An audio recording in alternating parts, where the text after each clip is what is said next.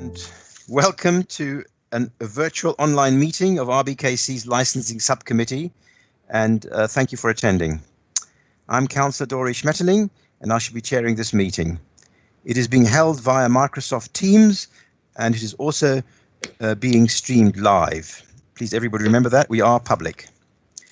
The committee for this hearing comprises me and Councillor Arian Areti. Well, Councillor Areti, can you please introduce yourself, turn your camera on, and obviously your microphone. Hi everyone, this is Councillor Arian Areti of Holland Ward, and I'm here as one of the committee members for this hearing. Thank you. Thank you. We're joined remotely by officers Sharon Dyball and I believe Paul Phelan from the Council's licensing team, Keith Mahaffey from the Council's Noise and Nuisance team, and our legal officer Lindsay Le Mazurier.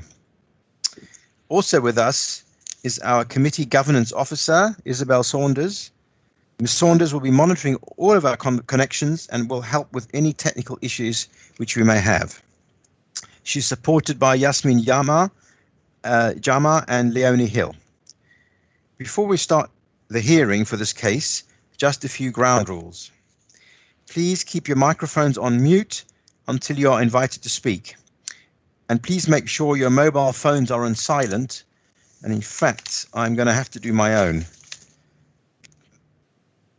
Bear with me while I do that.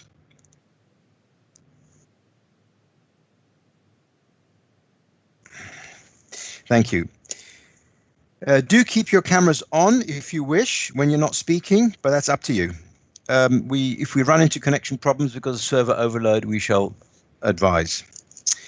Everyone should have received the procedure for this meeting regarding the use of cameras and how to connect back in if you lose connections. Thank you. The case before us today is to grant a license for 30 Pavilion Road, London, SW1X 0HJ. And now we have declarations of interest. I confirm that I have no declaration of interest to make regarding this item. Does Councillor Areti have any declaration to make?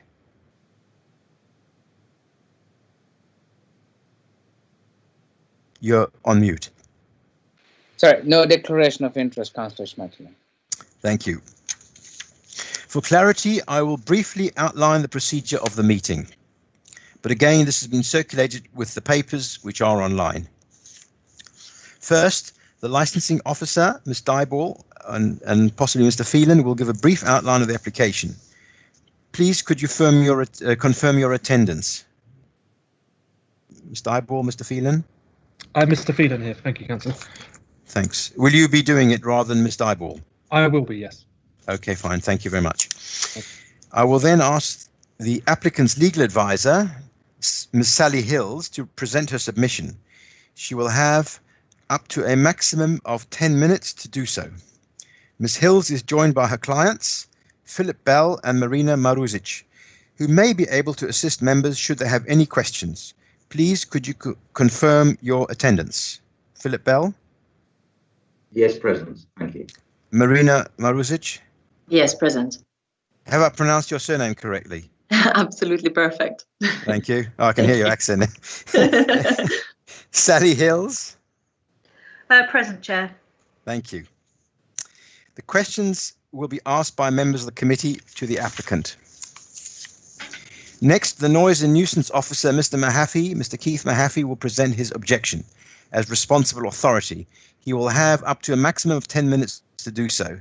Mr. Mahaffey, could you please confirm your attendance? Good morning, Councillor. I'm here. Thank you. Then questions will be asked by members of the committee of Mr. Mahaffey. We have had 8 objections from residents, none of whom can attend today, but I wish to reassure them that the committee will take into account their written representations. After this, we'll ask our legal officer, Ms. Le Mazurier, to deal with any questions she may have, for example, regarding any conditions. Ms. Le Mazurier, would you like to confirm you're here? I'm present, Chairman. Thank you. Then finally, we will turn to the governance team to see if any issues have been raised in the chat box that we need to consider. I hope you're all familiar with how to open the chat box. I shall open mine. Okay. There will be no summing up and the meeting will end. Before we start, I'd like to remind everyone that the committee has read the papers, so there is no need to repeat their content, but please do draw our attention to certain points and pages, and Ms. Saunders will move the document on the screen for us. So let's get going. Mr. Phelan, could you please outline the case for us? Thank you. Thank you, Chairman. Good morning.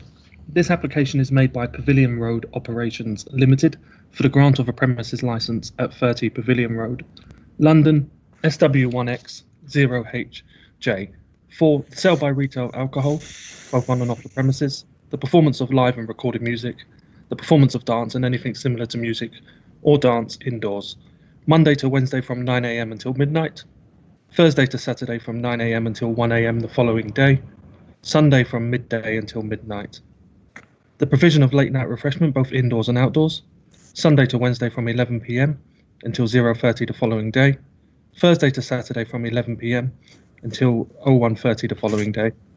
The hours of premises are open to the public, Monday to Wednesday from 9 AM until 0:30 the following day, Thursday to Saturday from 9 AM until 01:30 the following day, Sunday from midday until 0:30 the following day.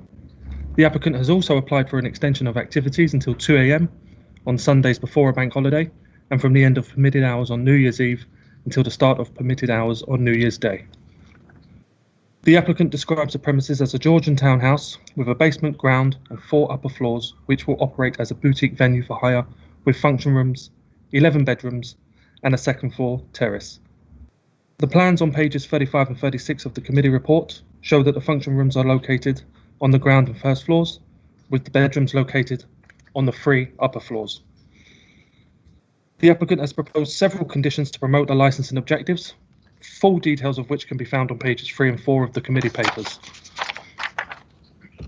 The premises were formerly known as Circe's and traded with a premises licence with similar hours and activities which were applied for here today. The licence was surrendered by Circe's in March of this year. Mr. Mahaffey, an Area Senior Environmental Health Officer, has submitted a representation on behalf of the Council's Noise and Nuisance team on the grounds of the prevention of public nuisance. Mr. Mahaffey is seeking to reinstate the public nuisance conditions, which were attached to the previous premises licence, with some amendments and additions to make them more relevant to the current application. A summary of Mr. Mahaffey's representation can be found on pages 4 and 5 of the committee papers, and a copy of his representation can be found at Appendix D at pages 38 and 39. 8 other representations have been received opposing the application, including one from the Knightsbridge Association. The summary of the objections can be found at pages 5 and 6 of the committee papers, and copies of the representation are included at Appendix E at pages 40 to 49. No additional papers were submitted by any party. That concludes the summary of this application. I will leave it there for now, unless there is anything else I can help you with at this stage. Thank you. Thank you, Mr. Phelan. And now, could we have the applicant's case, please, Ms. Hill? Good morning, everyone. I will present the case myself, and then should the committee want to hear from either Philip Bell or Marina, please do ask any questions. Turn on your camera if you wish. Sorry? You turn on your camera if you wish. Oh, okay, thank you.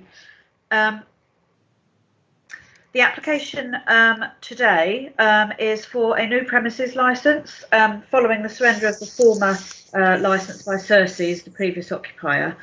So the premises is an exclusive use property with event space for weddings and other events with 11 boutique bedrooms. So the application before you today is an almost exact replica of the previous licence which was in existence, and we have made a few amendments in line with the new company's concept for the premises. The chair will see, or the committee will see, that there have been several objections made by local residents. There have been no objections by the police, we're pleased to say, and there were objections made by the noise nuisance team. I can confirm that my client is happy with all of the conditions proposed by Mr. Mahaffey, with the exception of condition 8 that he has proposed, which would just require clarification on the collection of rubbish and when and where that can be, which I think one of my colleagues is showing on the screen right now, number 8.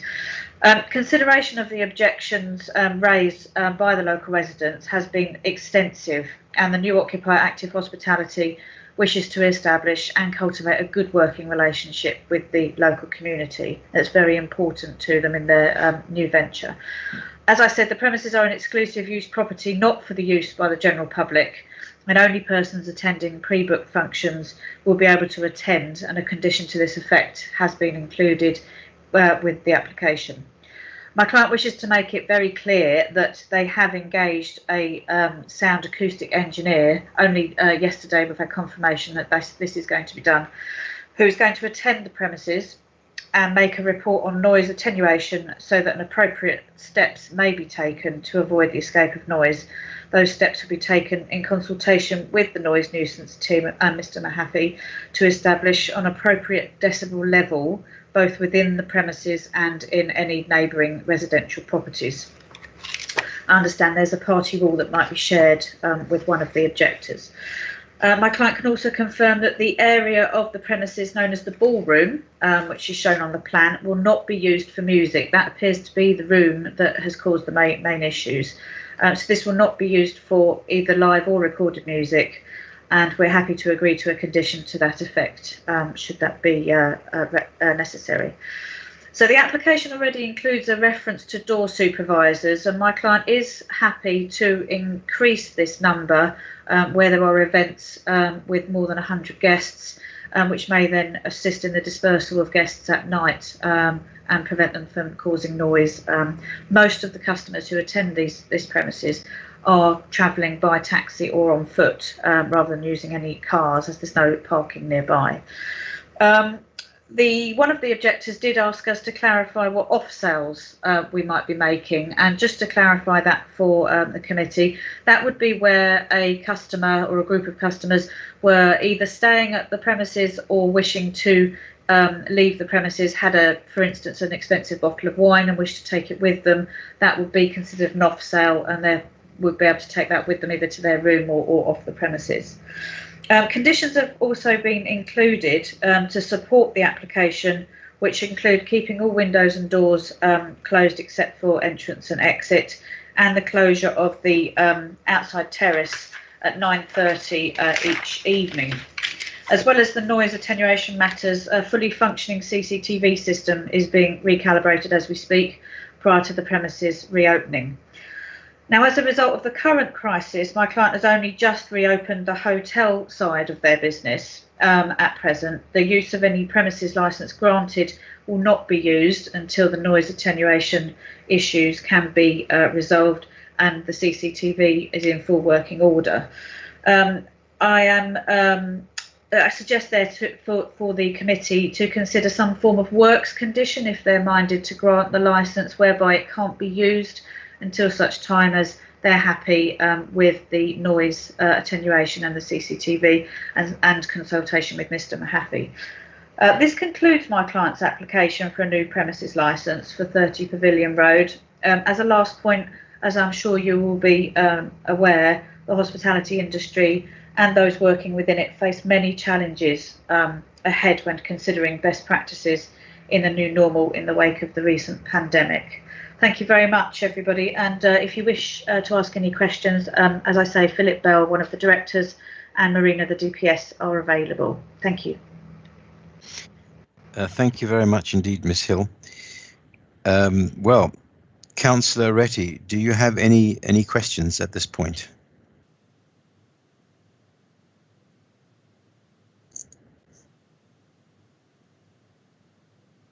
Councillor Retty? Just a question about what is your likely opening date? I mean, Hi, that's probably going to be sometime in September. The exact date we're not sure of at the moment. Right. Okay. So, Right.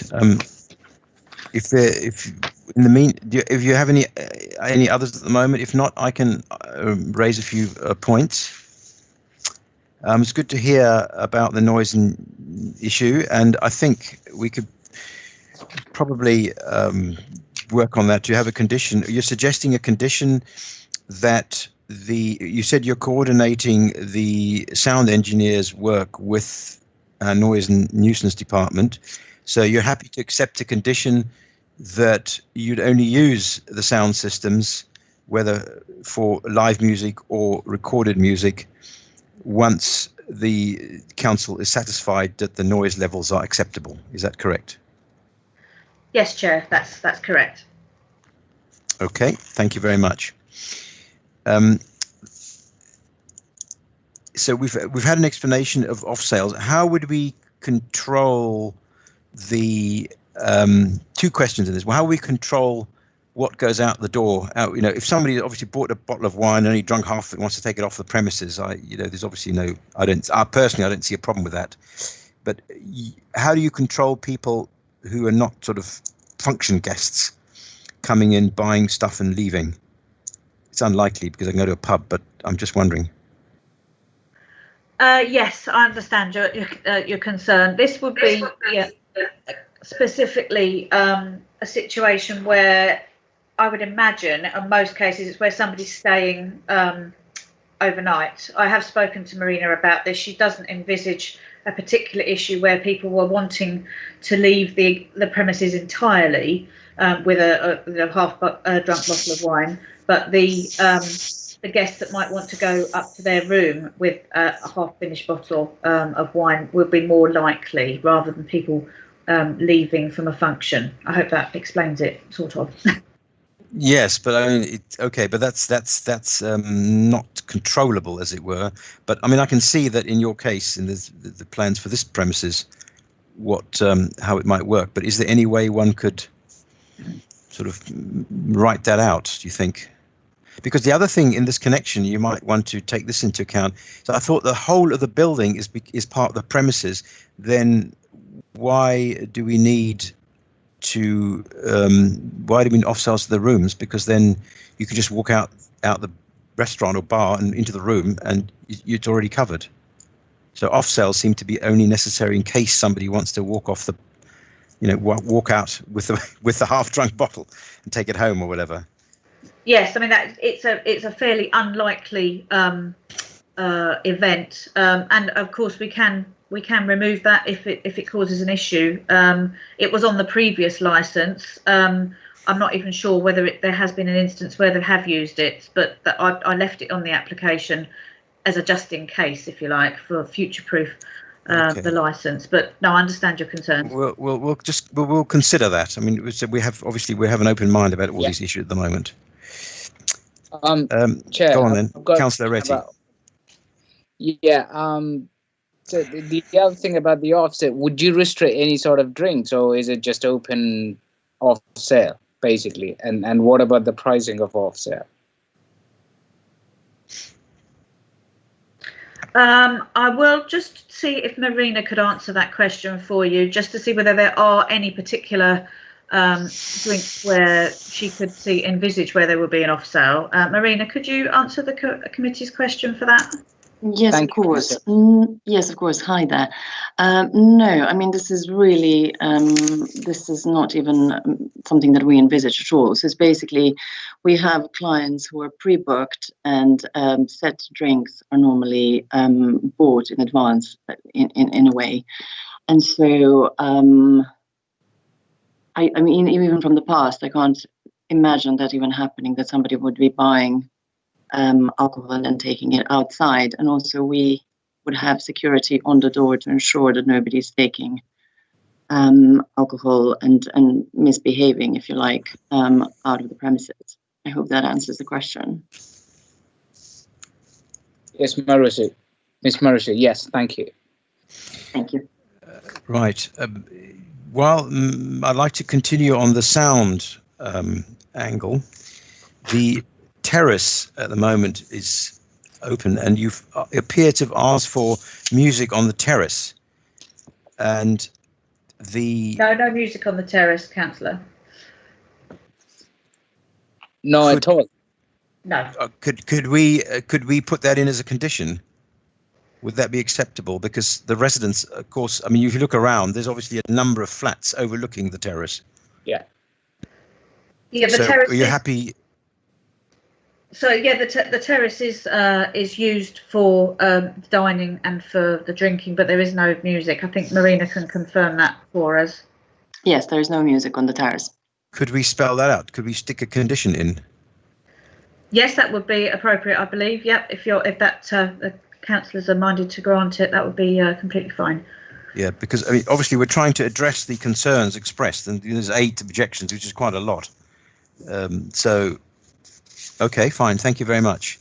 Well, that takes care of the issue now, and that takes care of the hours of the terrace, which you previously I think it was closed at 2100, but you're proposed here suggested 2130. Would you consider 2100 or? The only reason for including it to 2130 was if there was an event with a wedding in particular, and people might like to drink outside if it's a nice evening. Okay. But okay. Right.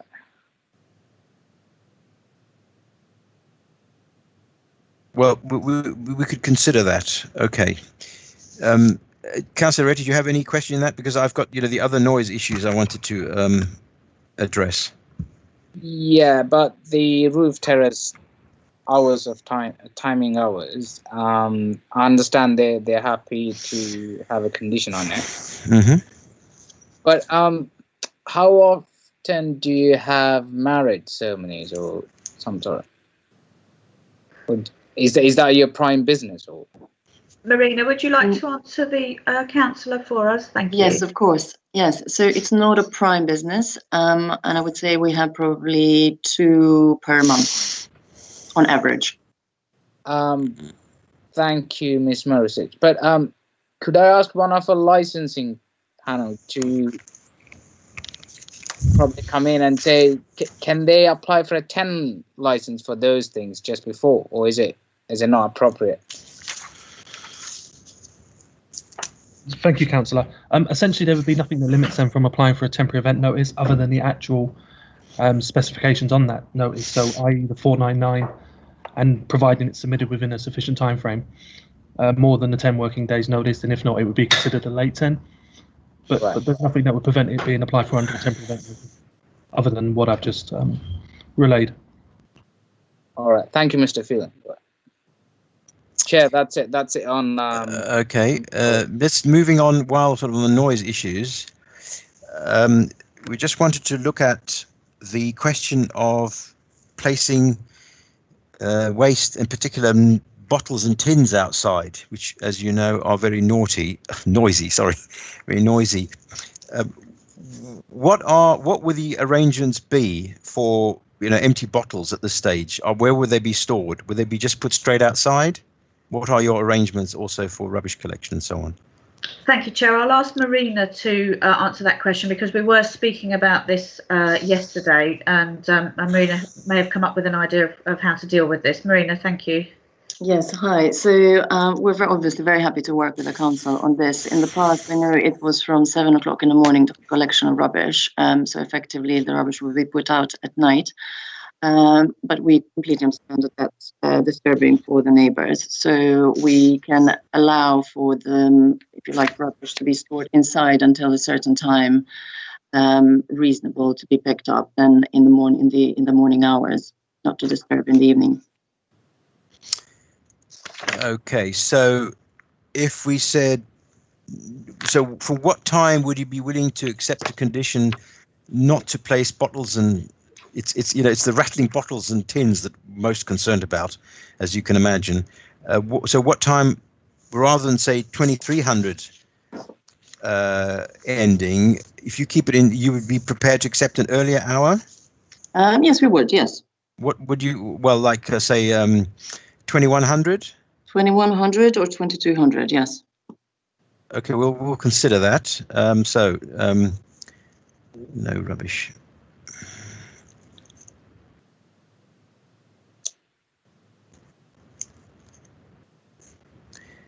Okay, and what are your what would your arrangements be for the collection of rubbish and indeed your deliveries, food and so on deliveries? Food deliveries are generally throughout the day, so they're not. Well, it's more to the morning, yeah. And the rubbish, sorry, yeah, your collections, your actual refuse collections. What time would they? What do you have current arrangements? I mean, we don't at present moment. It is with Royal Borough, Kensington, and Chelsea. So I believe they were coming at just from 7 onwards, 7 o'clock in the morning onwards. Yeah, I'm just thinking about Sundays and bank holidays. At the moment, the suggested conditions is the 7 o'clock, 7 days a week. But I was just wondering whether you would be willing to accept a later hour for Sundays and bank holidays, something like 8 o'clock absolutely. or 8:30, just to give the residents in case they get disturbed, longer line. So you would. So yes. Sundays and bank holidays. What would you would you have a particular time that we don't want to make it difficult for the business, so obviously we'd like to write something down, but on the other hand it shouldn't become a problem to implement for the business. So I would 8:30 be 8:30 be acceptable? Yes, it would. Yes. From 8 o'clock. Okay. I don't see a problem. Okay.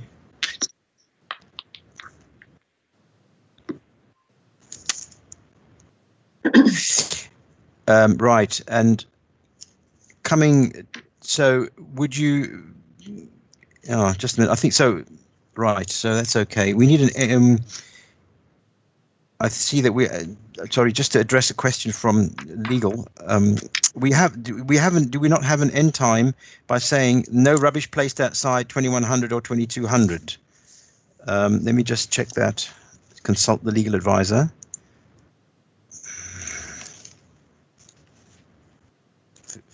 Bear with me a second. It takes a bit longer when you've got to do it online.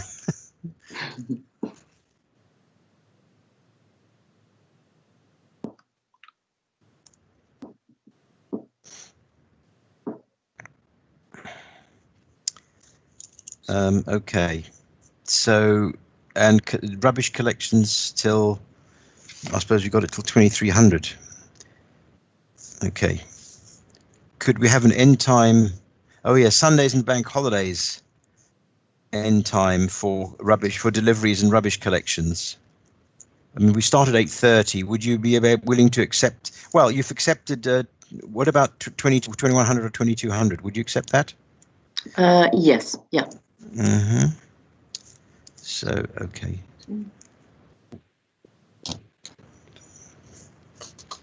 We're obviously trying to strike a balance between the needs of the business, as it were, to maximize your success and also to minimize disturbances.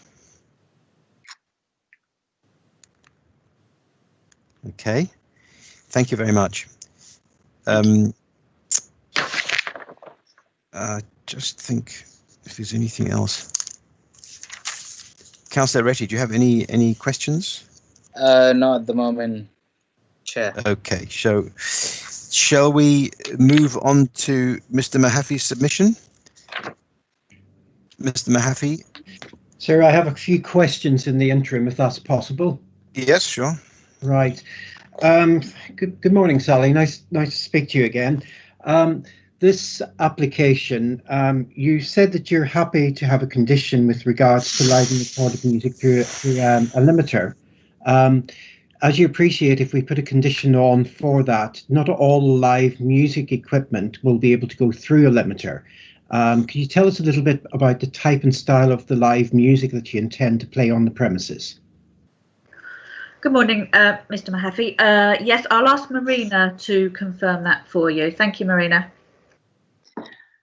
Hello, good morning. Sorry, would you mind just to repeat the question? I'm so sorry. Yes, as you will appreciate that if you bring a drum kit into a premises, you can't put that through a limiting device if you're playing live music on the premises. what type of if our condition for a limiting device is to say that all music, both live and recorded, should go through a limiting device. If that condition goes onto a license, then you cannot have somebody coming in with a saxophone, a clarinet, a drum kit, or something like that. Is that something which would give you problems in your operation? We definitely would not have drums, because that would go above the decibel limit. I would envisage a 5. I think it was a 5 band, steel band. Sorry, and I think saxophone was in there, but not the actual drums. Right. So if we are actually putting a condition on the premises, then the sound limiting device condition that we would be putting on the premises shouldn't incorporate live music. Right. Okay. So that is the issue. So clearly, if that is the case, then clearly what we have to have is a building that in itself should be capable of containing the sound in the premises. Right. So that we don't have things. So when you have your acoustic consultant on board, will they look at the acoustic standard of the building? Yes, absolutely. Yes.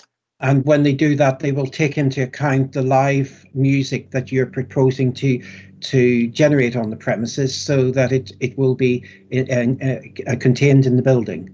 Yes, exactly. Okay. So if you could do that, which consultant are you intending to use? His name is Nathan Hassel. And what's the company? It is his own company, so if I may come back to you on that. That's fine. It's not a name that I am aware of, but I'm sure he will be quite useful. It'd be very happy if I could speak with him. There's another question with regards that I wanted to know. I have a condition here for dispersal from people on the premises. I read through the documents after I spoke with Miss Hill last week, and clearly one of the things I would like to ensure is that we have a proper dispersal condition for the premises. I will in the chat. I will put a condition there that you can possibly read, if you wouldn't mind having a look at that and see whether you would find that condition to be acceptable. Okay, absolutely, yes. Thank you, Keith. Thank you. We'll check that. Sorry, for some reason so it's in here. I let it go in. Yeah, that's it. Okay, that's it. Okay, if you could have a look at that condition and see whether you have, and just advise the committee. The important thing is that we have proper processes outside, and it's an ongoing process to basically review and ensure that people leave in as quietly as possible with minimal impact on residents.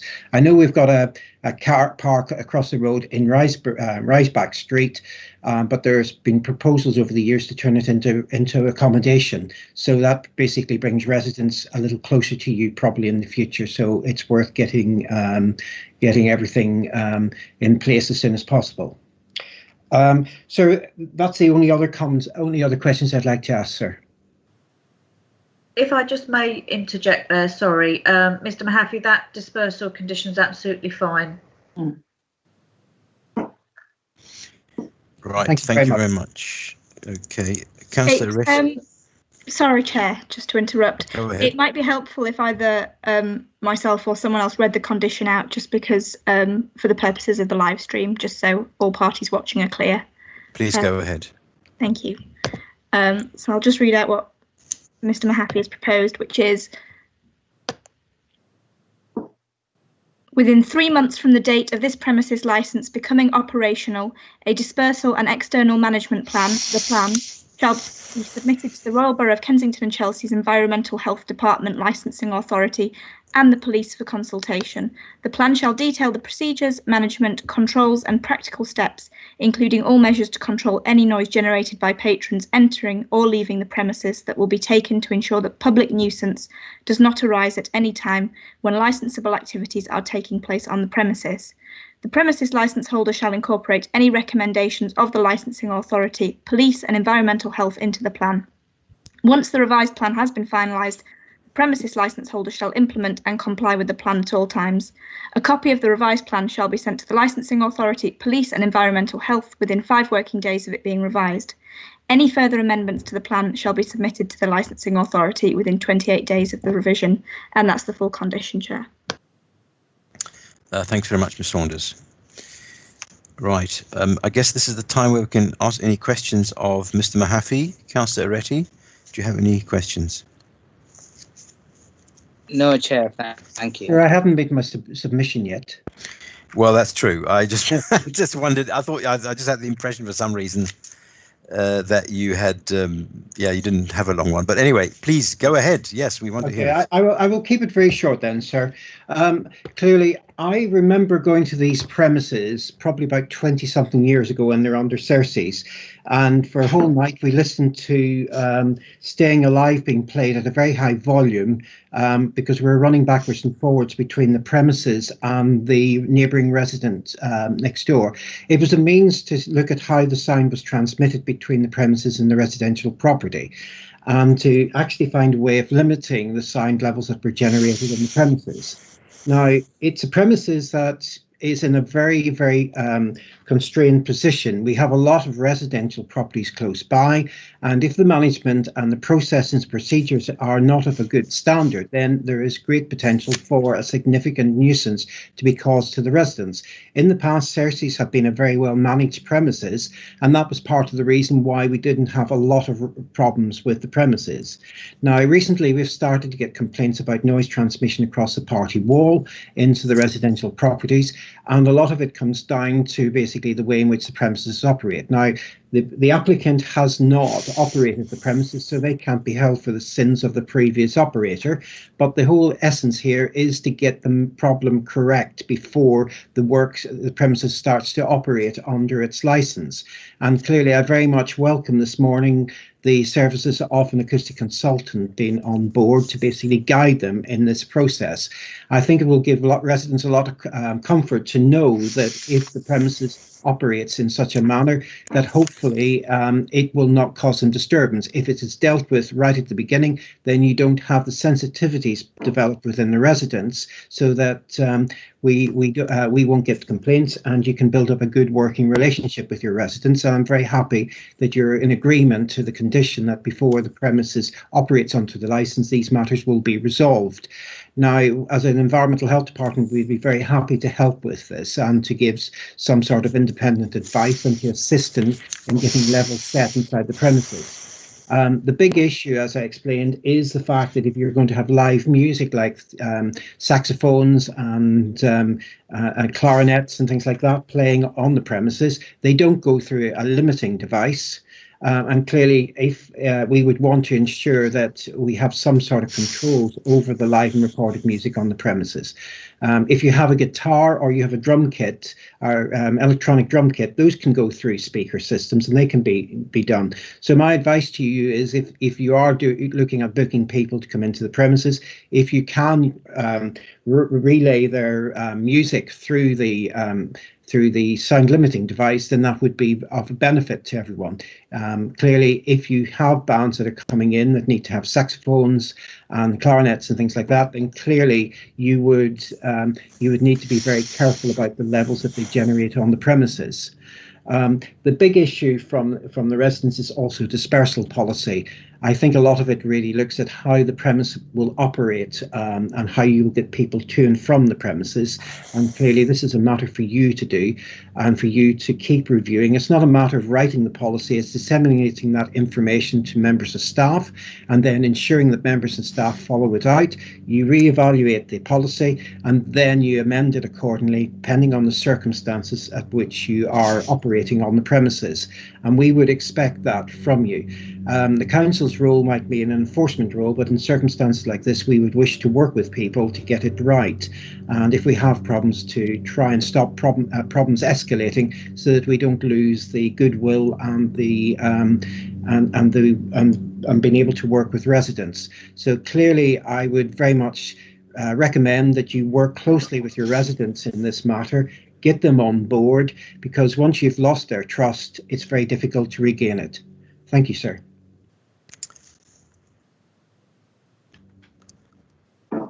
Thank you very much. Sorry, I wasn't sure if I'd been unmuted. Thank you very much, Mr. Mahaffey. Well, now I can ask Councillor Retty again if he has any questions in the light of this. No, Chair, thank you. Right. I mean, I would like to add that the one thing we haven't discussed yet with the applicant is the hours, but perhaps I'd like to ask our legal officer, Ms. Lemusurier, if she would like to add anything at this stage. Thank you, Chairman. Are you referring to any extra conditions at this stage, or do you want to do that later on? We could do that later on, perhaps. Okay, I'll save all my questions for one hit at the end, if that's okay. Okay. Yeah, so as I said, the one thing we haven't discussed, actually, which is also important, is the hours. And there are, I suppose, three things. One is the starting at 9 a.m. Actually, no, two things. Starting at 9 a.m. and the question of the special request at this Monday, was it this before a bank holiday, to go on till 2 a.m. And I think given the nature of the area, which Mr. Mahaffey also highlighted, I'd like to ask the applicant if they're willing to drop that requirement of extra hours on, first of all, before the bank holidays. Thank you, Chair. In the report, although, obviously, as you know, each application's on its own merits, the previous owners had 8 temporary event notices last year for 2 a.m. And I'm not entirely sure whether those are the ones that were causing problems or not, but this was in here just to permit I'm not sure how many bank holidays it is, 3 or 4, and it's not to be used as a given, if you like. It's there just in case we have an event, but it's not that we're going to be using it every single bank holiday. But as you can see from the screen, there has been several temporary events, including 1 till 3 a.m. It's not the intention of my client to have events until 2 a.m, but they want the ability to do that should a client wish to hire the premises for that time. The 9 a.m. start is to allow for incidences, particularly weddings. Sometimes there'll be an instance when the bride and groom might want to have champagne early on in the morning. It's not unheard of, and that's to allow for that.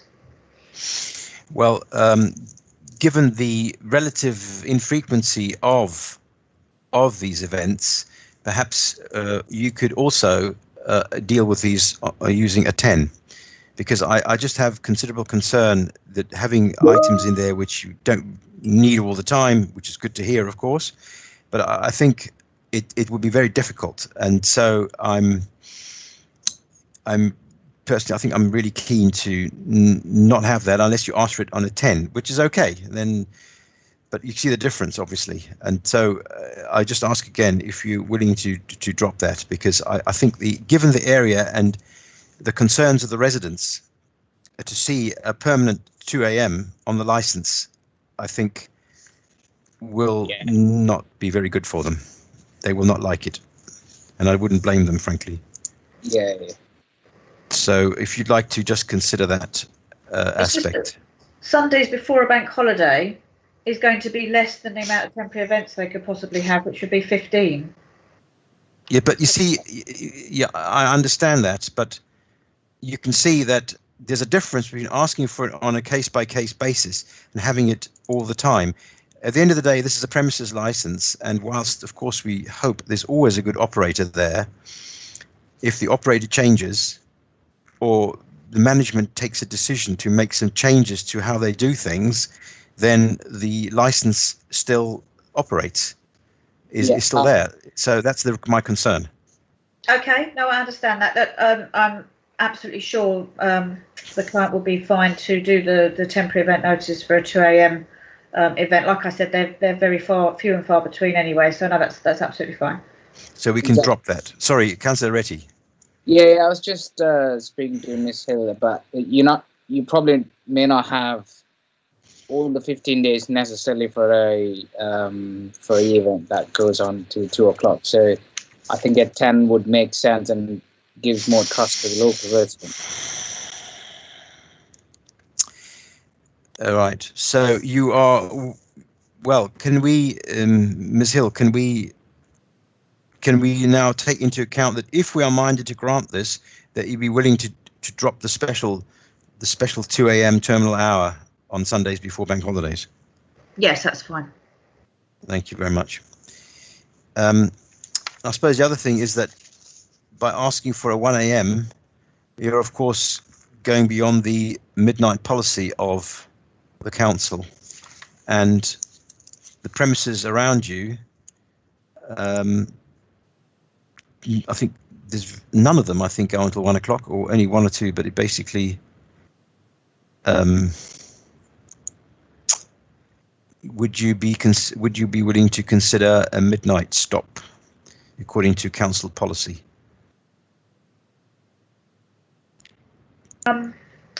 My client would prefer to keep it at 1 a.m. at the moment. We've just got it for maybe limit because we've got Thursday to Saturday, maybe just to Friday to Saturday instead. So Friday, Saturday, 1 a.m. is what you're saying? At the moment, the application is for Thursday to Saturday until 1 a.m. If the committee's minded to grant it, we will be prepared to concede to Friday and Saturday only till 1 a.m. Okay, thank you very much. Thank you. I think, let me just have a quick look. I think that's covered all my questions. We've discussed the noise business. By the way, I have to say, I also appreciate the offer of bringing in a noise engineer, a sound engineer, and because that was one of the questions I had for you, and that's been dealt with favourably. So thank you very much.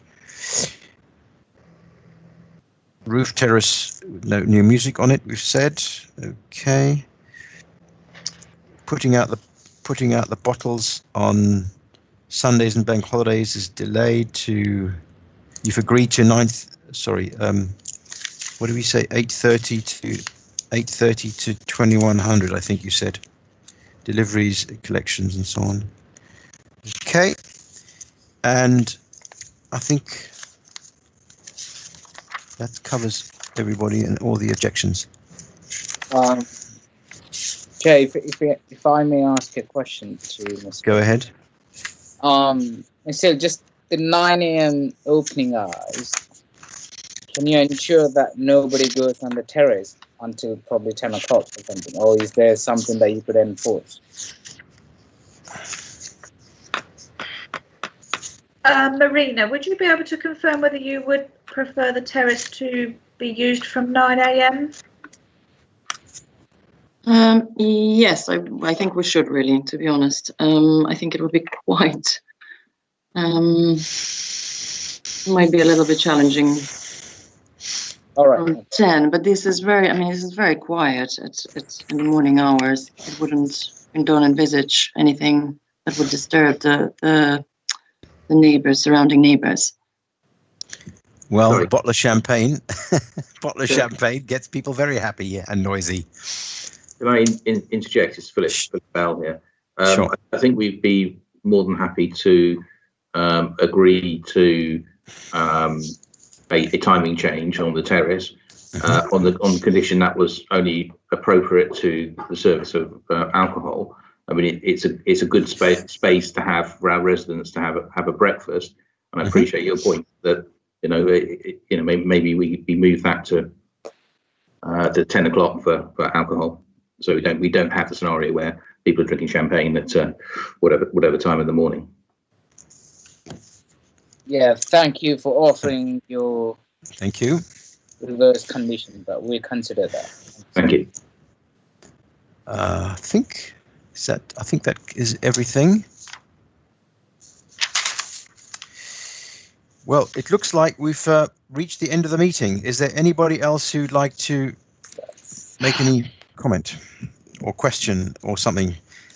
Chairman, I'd just like to go through some of the amendments to the conditions, sure. if that's okay That's right. with you. Yes, thank you. You did say that before. Yeah, thank you very much. Sorry. Hello, Sally. Sorry, I'm just going to go through some of your proposed conditions, some conditions that were proposed by Noise and Nuisance, and some additional conditions the committee may be minded to add. So if you could just bear with me and just tell me if you're happy with them. The first one was your one about whilst providing music and dancing, a minimum of one SIA registered door supervisor shall be employed. I just would like to beef that up to a minimum of one SIA registered door supervisor shall be on duty at the main entrance to the premises whenever music and dance is being provided.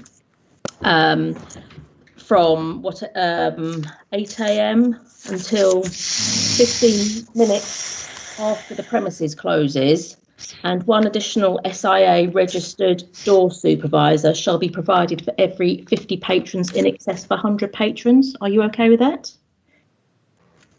Okay, did you say 8 a.m. or do you mean 8 p.m? So 8 p.m, sorry. 8 p.m, okay. So that would be 2 door supervisors if we have over 100 people. One additional SIA registered door supervisor shall be provided for every 50 patrons in excess of 100. Right. Okay. No, that's fine. Yes. Okay, that's good. I think the other one I wanted to check. So the roof terrace is to be closed for any use by, did we agree 9 o'clock for the roof terrace? 9 p.m. I don't think we did. I'll just check the time that we agreed for the roof terrace.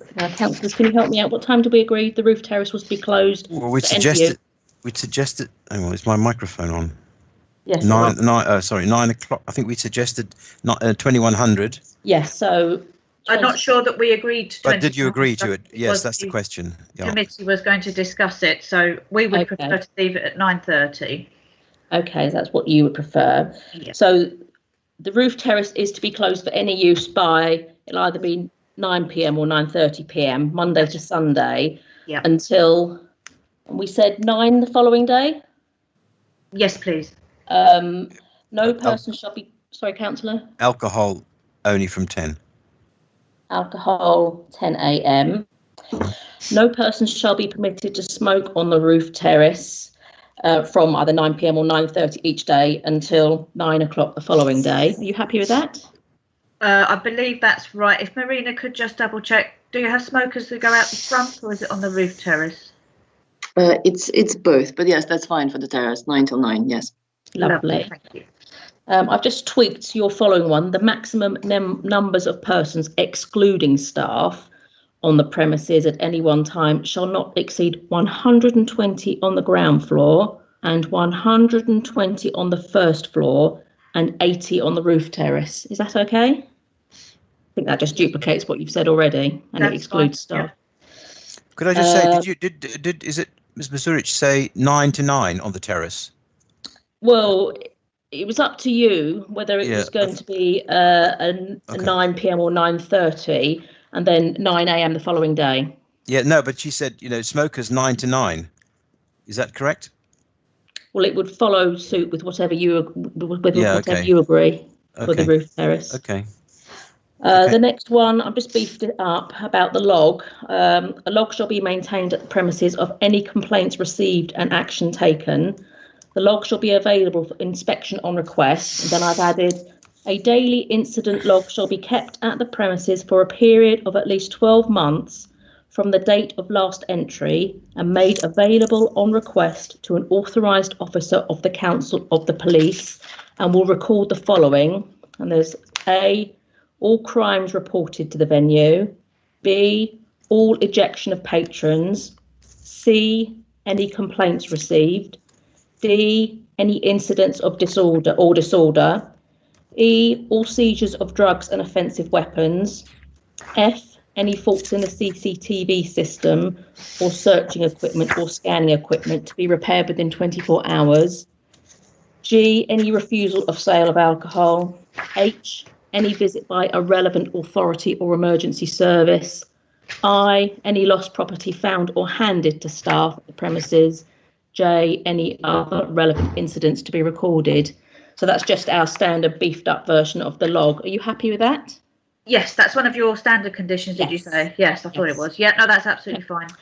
Then just your next condition, I've just changed it. You had, except for the purposes of entrance and exit, all doors are to be kept closed. I've just said the external doors and windows of the premises shall be kept closed at all times except in the case of emergency. So I'm guessing that's fine with you. And for exit and entrance. Yes. Yes, So that's fine. how will it read again then? So it'll say. So the external doors of the premises shall be kept closed at all times except for entrance and exit and in the case of an emergency. Yep, brilliant. Yep, that's great. Okay.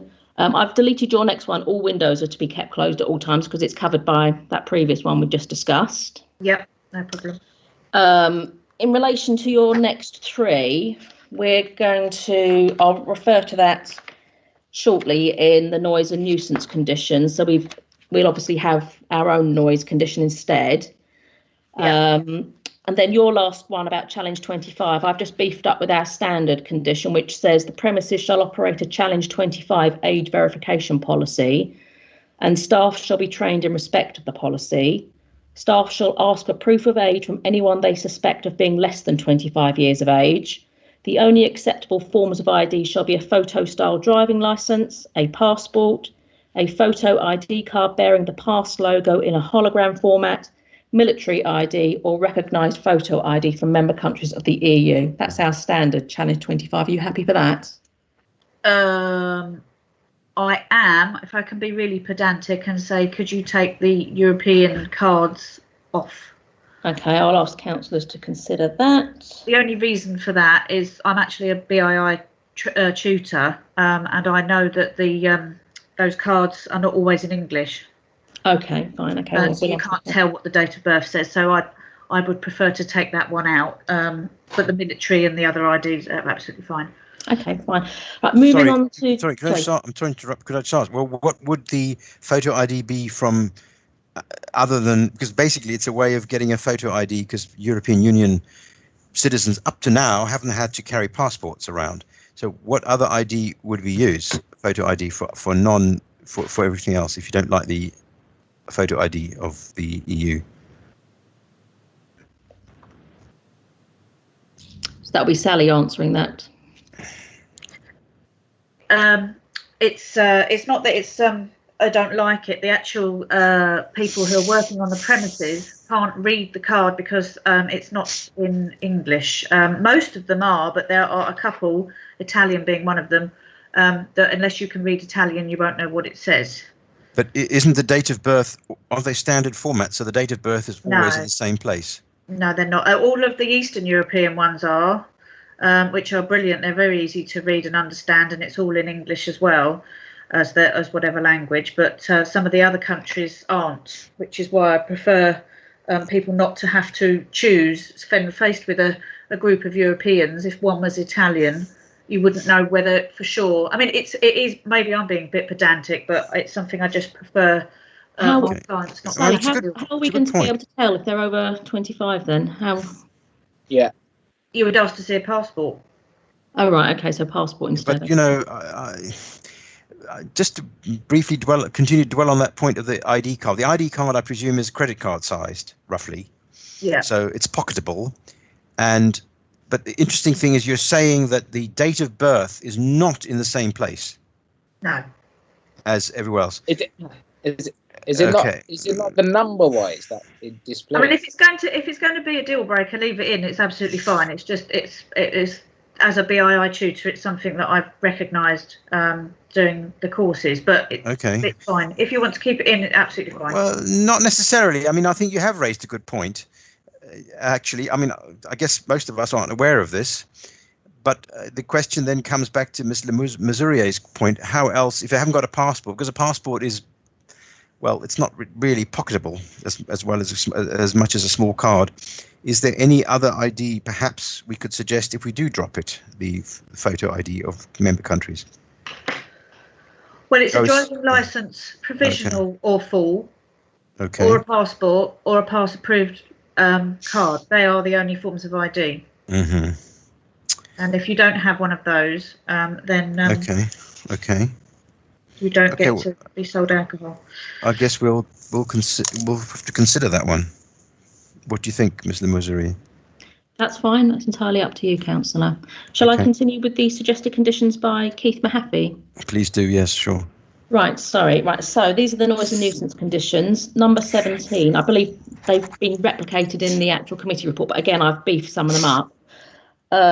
No noise or vibration associated with the operation of plant at the premises shall give rise to nuisance to the occupiers of neighbouring properties. Are you okay with that one?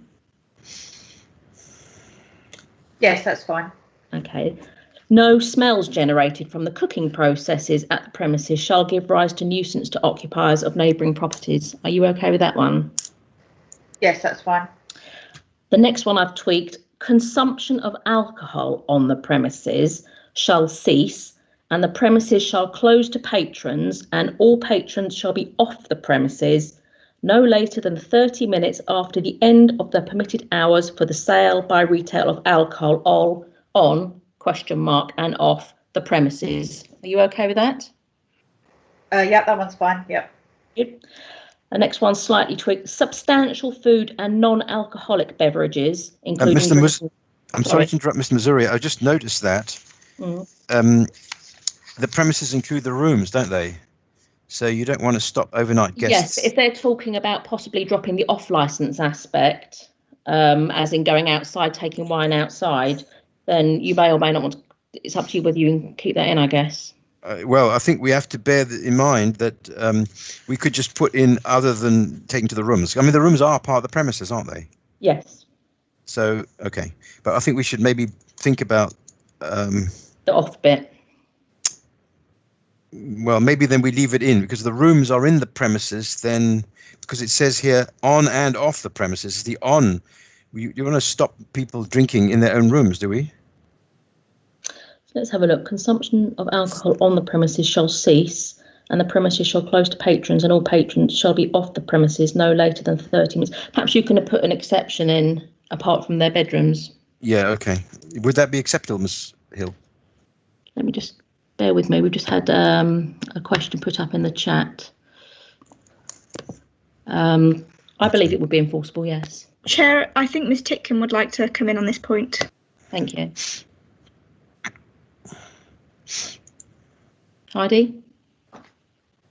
Ms. Titcombe? She's muted. She's got to find the unmute button.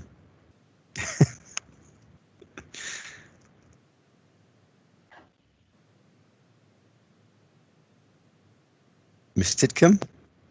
She's put her hand down, so maybe that was just a mistake. Waving of the cursor around. Hang on. Microphone is not working. So let me see. She could type the question. She can, Chair, but again, anything she types, you will need to read out for the benefit of those watching the live stream. Yes, sure, no problem. We could possibly add save for persons staying in the bedrooms, the premises shall close. Yes, that makes sense. Okay. As Heidi's just said, you can exclude residents and their bona fide guests. Yes, that was the point. You can exclude residents and their bona fide guests. Okay. Okay, fine.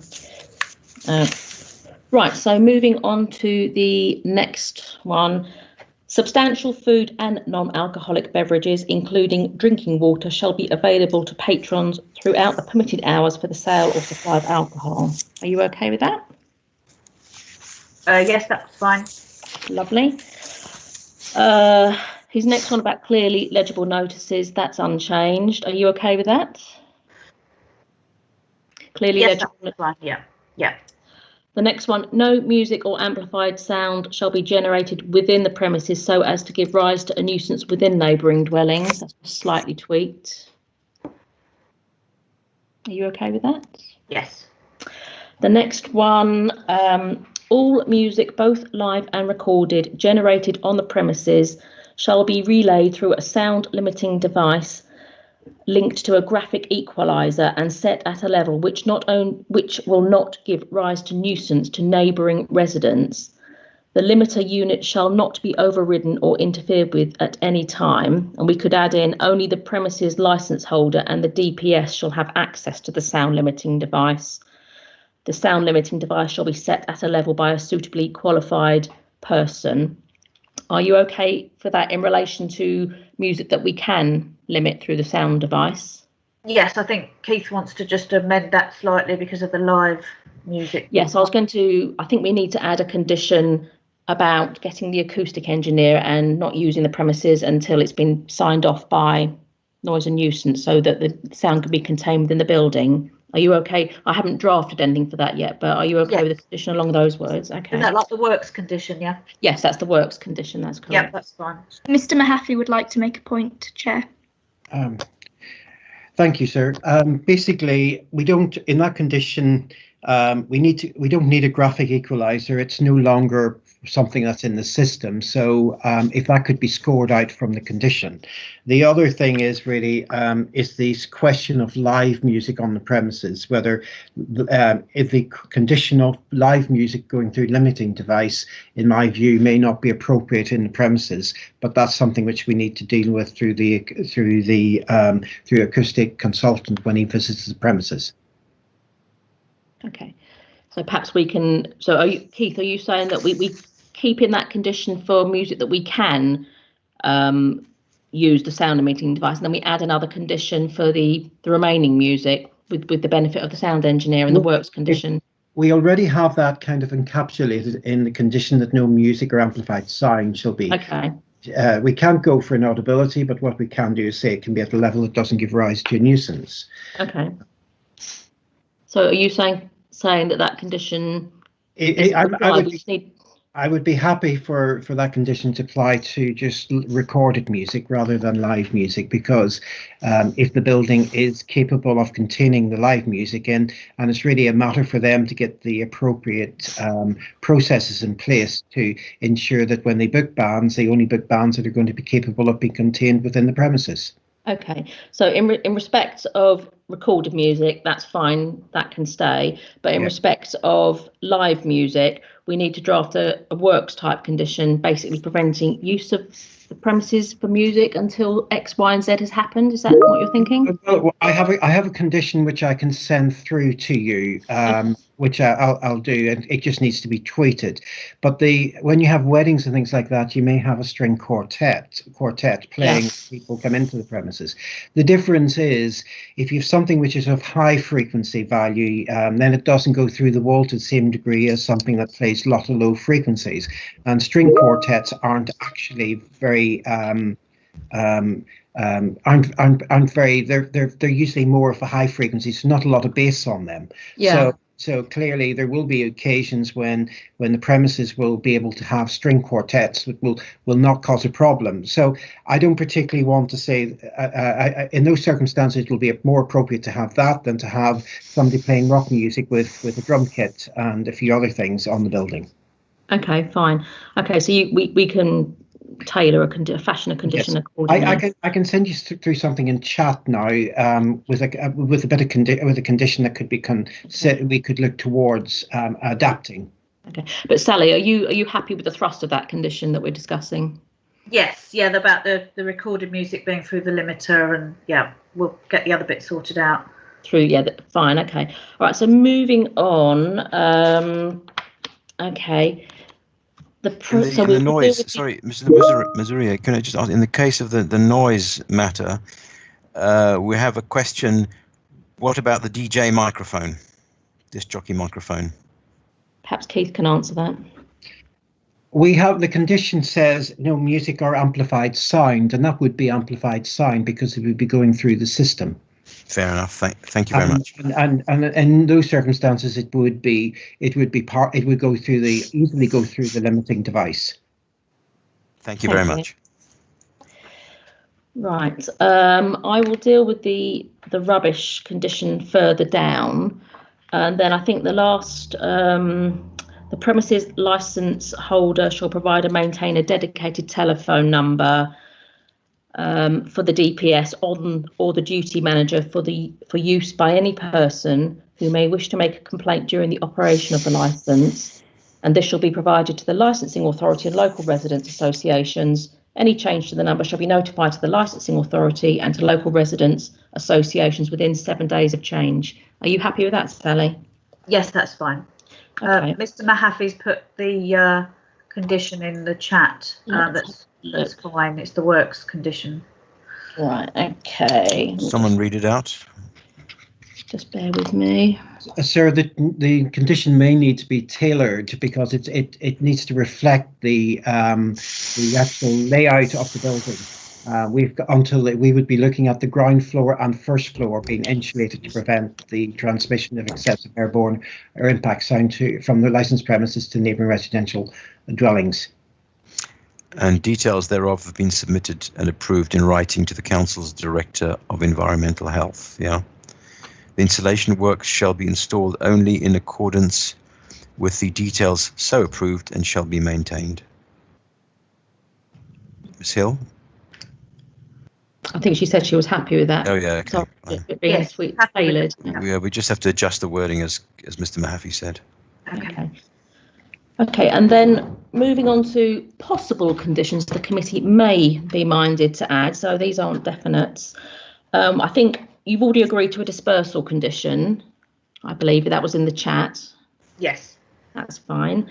And these are just some other ones, if you just bear with me. Signage shall be prominently displayed advising customers that drinks or glass containers are not permitted outside the premises building. Are you okay with that? Yes, we are, yeah.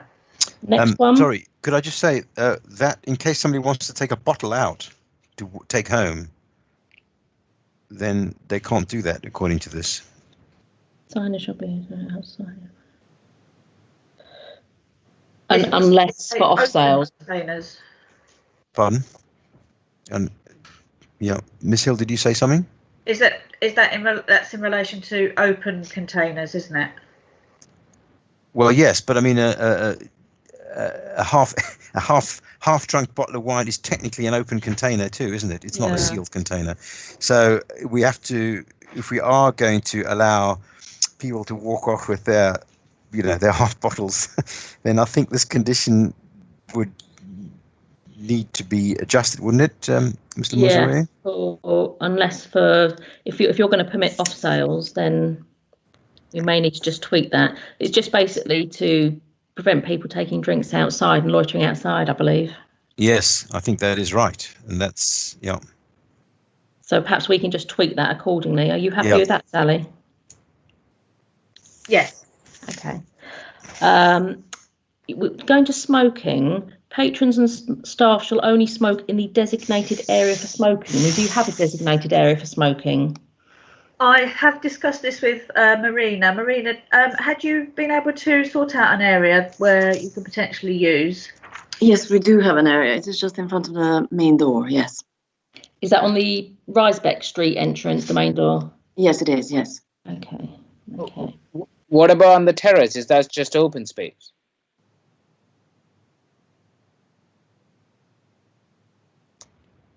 Sally? Wait, what was the question? I know you've got a designation area outside on the ground floor or wherever, but what about on the terrace? Can people smoke anywhere, or can smoke on the terrace as well? Yes. Subject to our condition. Yes. Right. Thanks. And then councillors may wish to consider a maximum of 10 people at any one time will be permitted outside to smoke after 11 p.m. in the designated area, and a member of staff will monitor them at regular intervals. The designated area shall be identified on a plan to be submitted to the licensing authority no later than within a month, 30 days. Are you okay with that? Yes, that's fine. Okay. Possibly another condition where customers are permitted to smoke immediately outside the premises, smoking bins, ashtrays, receptacles shall be provided. Yes, that's already done. Yes, so that's fine. Okay. And then the next one is basically a residents association liaison meeting. So the premises licence holder stroke DPS shall organise and accommodate meetings to discuss the operation of the premises with residents at least 2 times per calendar year. Details of the proposed meeting shall be clearly displayed on a window or door visible to people outside the premises, and the premises licence holder shall directly notify local residents association and residents of any particular flats in question of the meeting date at least 2 weeks before the meeting. Premises licence holder DPS shall take minutes of meetings with residents that shall be circulated to all attendees and to the licensing authority, and copies shall be available readily upon request. Are you okay with that? Marina and Philip, are you happy to agree to that condition? It's Philip here. Yes, we are. Brilliant. Thank Could you. I just add, could we perhaps discuss with the applicant the residents of what? Because I mean, I guess the main concern is the bit of Hans Crescent that runs around from the corner of Pavilion Road to the next bend in the road. And at the moment, of course, on the other side of Risbrack Street is a car park, as we said. But if that becomes a residential overlooking that, they would have to be consulted as well. So should we, I mean, can we get at least, without necessarily putting down the exact street numbers right now, house numbers, could we just agree on roughly what radius the applicant would be happy to notify residents in? Perhaps licensing can help out there. Yeah. Mr. Phelan or... Good morning, Councillor. Sharon Dyball. Hi. Certainly the residents in Hans Crescent, which abut the premises, should be invited, but you also have residents overlooking Pavilion Road and the entrance to the premises who live in Marland House, which is actually on Sloane Street. Indeed. If I can just That's show right. you on the map, these properties here, any windows to the back actually overlook the site. So it may be that those residents, as well as the residents at number 49 and possibly number 4 Hans Crescent, should also be included in that. Thank you. Fine. Where's 4 Hans Crescent? Which one's that? Sorry, Councillor, I didn't hear that. 4. You said 4 Hans Crescent. Is that Yeah. the corner of? I don't have the numbers here. Is that the corner of Pavilion Road? Yes, number 4. Okay. Yeah, oh, I see the 4 now. Yeah. Yeah, Okay. and then you've got Marland House here. Yes. When I visited the site to check the notice, there are residence windows here that overlook. Okay. Yes, indeed. So shall we define? I mean, we can put the exact house numbers down, later. But shall we agree then? Marland House, 4 Hans Crescent, and that block of Hans Crescent. This block here. Yeah, and the next one along, because the terrace, the back of the far end, the western end of the terrace, Here. is next to other buildings. I mean, there's further. If you go further along to the left, west, that block there, those houses there will also overlook it. So that's 14 and 16 by the looks, or 14 Hans Crescent by the looks of things. Yeah, and then we have to make provision for the multi-storey car park becoming a block. So we could say what is now the multi-storey car park. Okay. And should it become residential, then if it doesn't become residential, then there's no issue. But I think that's a very important one. Okay. Yeah. Are the applicants happy with that?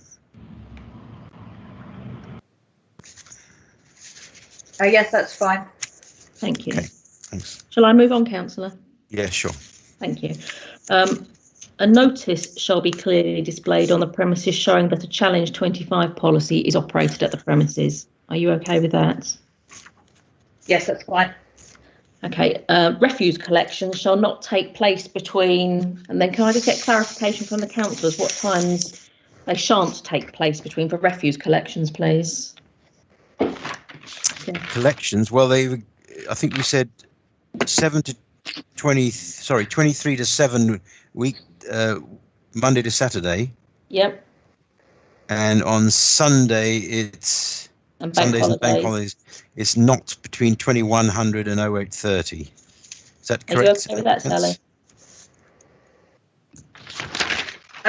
Yes. Is there any way that we can find out, because obviously the client is subject to whatever the council's refuse collection is, what happens if the refuse collection comes earlier? Good question. But this is a commercial collection. It's not quite the same as residential. I don't know what the rules are on in terms of hours. I don't know. Well, can we say subject to checking with the waste collection? But you see that your I think Mr. Mahaffey, I think, would like to say something in this context. Yes, thank you, Councillor. This is a problem we have too, where we have premises that basically agree collections with a particular contractor, and then they come in and they do something different. We would want to ensure that that you follow the process by putting it out early for collection. If they collect it later, then clearly we come back to you, and then you have to take it up with your contractor to make sure. But if you intend to comply with the condition and somebody lets you down, then clearly it comes to a stage where you either have to look towards getting another contractor, or you ensure that they comply through the condition that conditions of the contract. I think the point here is that this is not the regular council waste collection. I think you can contract with the council to collect it, but this is not the same as domestic. When I say regular, I mean domestic collections, which the residents obviously cannot control. Could I ask Marina just to confirm what type of refuse collection there is at the premises? Thank you. It's a commercial collection refuse, and it's by Royal Borough, Kensington and Chelsea. So we would apply to what they do, basically, to their regulations. Yeah, but Mr. Mahaffey, presumably the commercial collections by the council are just like every other contractor, and the client can decide or can agree hours. Is that right? Yes, sir. We do. We've had a lot of discussions with the commercial collectors about this. As you appreciate, they prefer to come later in the evening when the roads are clearer and they can be done quicker. But this is something which they must make clear to the council, that they have got a condition on their licence, so that the council should be capable of ensuring that they can comply with a condition. Right, because I mean, what we've got here, the limited hours are actually only once a week. It's not as if it's 6 days a week. We're only talking about Sundays here, 2100. And on Sundays, the traffic is lower anyway, one would hope. I would agree. So I don't think we have a problem with with allowing Sundays and bank holidays collections deliveries only between 8:30 a.m. and 2100 in the evening. I don't see a problem with that, taking into account what everybody said. Okay. Thank you. Mr. Like Muzurier? on to the next one? Yep. Rubbish, including bottles or cans, shall not be deposited outside the premises between, and can you just confirm what hours you thought? That's rubbish being put out at night. Well, we're not going to put it out in the morning, I believe. I think they agreed to not before 8:30 any day. Sorry, Sundays and bank holidays. So rubbish, including bottles or cans, shall not be deposited outside the premises. Can you just repeat that again? Until after 8:30? Yeah. But a.m. Is that correct, Ms. Hill, or applicant Ms. Mazurich? Marazic. Maruzic, I'm right. Maruzic. Ms. Maruzic. Marina. So what time will we be likely to agree when rubbish can be deposited outside the premises? I believe it was 8:30 in the morning. 8:30 in the morning. Until when in the evening? I mean, it's the rattling that's the problem. So until when? 23, 22? I think you either agreed 21 or 22. 21. Pardon? Yeah, 21. I think the applicant asked for 22. Are you happy with that, Sally? Subject to the committee deciding 21 or 22 end time. Is this the bank holidays or the Sundays? Or is this in the week? I think it's just generally month or week. Every day. Every day.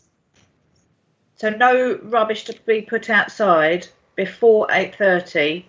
Yep. Or Oh, okay. No, I thought it's yeah. Okay, sorry. Yeah. Go on. Sorry. before 8:30 or after 2200. Well, it's either 21 or 22, depending on what the committee consider. Well, should we say 22 on weekdays and Sundays 21? Sundays and bank holidays 21. Yes. What do you think? Yes, that's fine. Okay, So, lovely. okay, fine. Thank you. And then deliveries shall not take place between, what did we agree for deliveries? Make these hours the same, otherwise it's going to be very confusing. Yeah, it's the same as refuse collections. Same as refuse, lovely. Yeah. Okay. That means the lorries going in and out. That's the issue, isn't it? Okay. And then my last suggested one is our standard CCTV condition. There shall be CCTV in operation at the premises, and a member of staff who has been nominated in writing and who is conversant with the operation of the CCTV system shall be on the premises at all times when the premises are open to the public. B, if the premises are not open to the public and subject to the tests set out by virtue of the Data Protection Act, within 24 hours of a request for access to the CCTV system from either the police or the licensing authority, this staff member must be able to show a police, HMRC or authorised council officer recent data or footage with the absolute minimum of delay when requested. C, all recordings shall be stored for a minimum of 31 days with the date and time stamping. D, recordings shall be made available immediately upon the request of a police or licensing officer throughout the preceding 31-day period. E, CCTV shall be maintained according to the current Home Office specification for premises of this type. And F, should the equipment become faulty, then the Met Police will be notified by email and all reasonable efforts made to have any fault rectified within 24 hours. That is our standard CCTV model condition. Are you happy with that, Sally? Yes, that's fine. Lovely. I think that's all I've got. Back to you, Chairman.